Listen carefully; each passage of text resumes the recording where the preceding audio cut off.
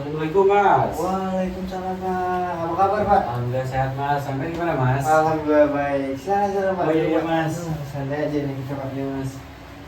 Habis dari mana Pak? Habis dari rumah Mas. Oh habis dari rumah. Tumben nih nggak suara. Udah tadi Mas. Oh udah. Nanam apa Pak sekarang Pak? Nanam padi Mas. Oh nanam padi. Udah umur berapa Pak? Umur 3 bulan Mas. 3 bulan. 3 bulan. Wah bentar lagi panen dong Iya, ya. tadi Mas. Gimana Pak? Ada kendala apa kemarin Pak? Kemarin ada kendala, saya lupa naruh permangan sawah Mas, banyak burung pipit. Waduh. Gimana itu Pak? Udah saya pasangin sih Mas. Alhamdulillah tadi Alhamdulillah. Jadi aman? aman Mas. Aman alhamdulillah.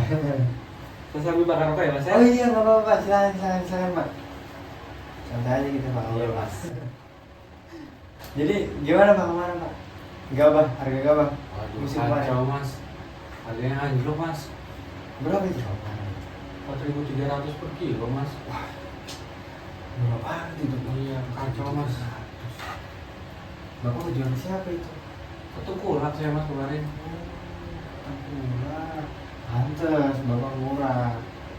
Dapat keuntungannya. Soalnya Bapak jual ke tengkulak. Iya Mas. Terus Mas punya solusi gak Mas buat masalah saya Mas? Saya punya solusi Pak terkait dengan masalah ini, permasalahan tentang rantai distribusi Bapak yang panjang sehingga Bapak ini dirugikan. Jadi gimana tuh Mas? Oh ini saya jelaskan aja ya Pak ya langsung Iya, Mas. Pak. Jadi Bapak ini kan kemarin menjual kepada yang namanya tengkulak. Nah kemarin harga beras berapa Pak? 15.000 Mas di pasar Mas. Beras itu 15.000 per kilo. Iya Mas. Nah kemarin Bapak ini mekanismenya seperti ini. Ini adalah petani, kemudian beralih kepada tengkulak, kemudian ke pasar induk, kemudian baru ke konsumen akhir. Nah kemarin Bapak itu mengalami hal di mana rantai distribusinya panjang Pak ini Pak. Nah, dari petani kemudian jual kepada tengkulak, tengkulak menjual kepada pasar induk menjual kepada konsumen akhir. Jadi kemarin Bapak ditaruh Pak oleh tengkulak 4.300 Mas. 4.300 kilo ya. Iya Mas. Ini gabah kering. Betul Mas. Nah kemudian dari gabah kering ini biasanya diolah oleh tengkulak, dan tengkulak ini akan menjual harganya itu Rp10.000. Jadi margin yang diterima oleh tengkulak ini adalah Rp5.700, dan dari Rp10.000 ini dia akan menjual ke pasar induk, dan pasar induk ini akan mengambil keuntungan sebesar Rp5.000. Nah sehingga harga jual beras ini cocok dengan yang ini, yaitu 15.000. Iya betul. Tetapi Bapak ini memperoleh margin keuntungan yang kecil, Itu Mas. Kecil banget Mas. hanya 4.300. Sedangkan tengkulak yang notabene-nya tidak panas-panasan ini mendapat margin keuntungan 2.700, dan pasar induk ini mendapat margin keuntungan 5.000. Nah sehingga Bapak ini dirugikan hanya mendapatkan 4.300. Wah sungguh sayang kan Pak ini Pak, kemarin Bapak jual banyak tengkulak. Nah seharusnya begini Pak, jika Bapak ini margin keuntungannya besar ya Pak. Ini ngerti kan Pak? Ngerti Mas. Jadi ini adalah petani, ini adalah koperasi, ini adalah desa-desa.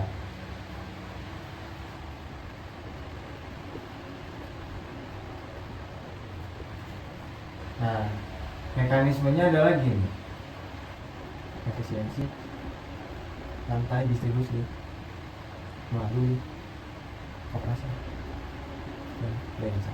Bapak ini akan menjual kepada koperasi, Ini koperasi. Dan koperasi ini perlu bermitra dengan yang namanya desa. Jadi ketika Bapak panen, ini Bapak bisa menjual harga beras atau gabah yang sudah digiling ini sebesar Rp10.000, Pak. Dan koperasi ini bisa mengambil keuntungan itu adalah Rp4.000, dimana 2.000-nya ini disisihkan sebagai biaya operasional dan 2.000 lainnya ini bisa digunakan sebagai tabungan si petani gitu. Nah, jadi harga yang dikeluarkan oleh koperasi ini senilai Rp14.000 harga jual beras per kilo. Nah, sehingga si koperasi ini menjual kepada desa-desa ini sebenarnya 14.000. Nah, ini tentu jauh lebih murah dibandingkan dengan harga beras sekarang, yaitu 15.000 kan. Nah, kemungkinan kalau misalnya harga murah seperti ini, rakyat-rakyat di desa atau masyarakat di desa ini juga turut senang, Pak. Dan Bapak ini juga memperoleh lebih keuntungan lebih besar kan, margin keuntungannya adalah Rp10.000 dibandingkan tadi Bapak menjual kepada tengkulak hanya sebesar 4.300, Pak. Mas. Iya. Nah, kemudian Bapak juga memperoleh juga keuntungan nih dari koperasi. Ada untung juga, Mas. Iya, Bapak memperoleh keuntungan di mana 2.000-nya ini adalah uang Bapak sebetulnya. Gitu. Uang tabungan.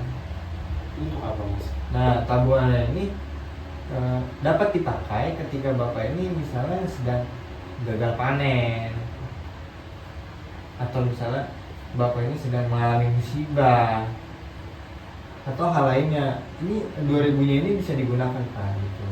2.000 tabungan ini bisa digunakan seperti itu, Pak, kira-kira. Oh, ini ada kekurangannya nggak sih, Mas? Oh, oke. Berbicara mengenai kekurangan, pasti ada, Pak. Kekurangannya itu terletak di sini. Gimana tuh? Jadi koperasi ini harus bisa bermitra dengan banyak desa, Pak. Sebab jika koperasi ini hanya bermitra dengan sedikit desa, maka kita rugi dalam proses pendistribusian barangnya, gitu, Pak. Iya, harga yang ongkosnya itu lebih besar daripada harga yang diterima oleh koperasi, gitu. Sehingga ini diperlukan adanya desa yang lebih besar juga masyarakatnya. Sehingga kemitraan ini harus terus kita besarkan, Pak, sehingga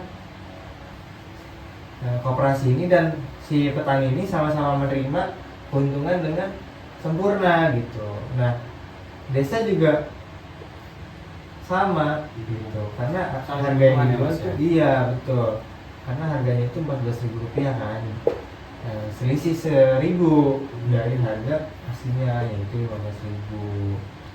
Gitu, Pak, kira-kira ada yang ngomong yang lain, Pak? Oh, cukup, Mas, alhamdulillah. Cukup, alhamdulillah. Baik.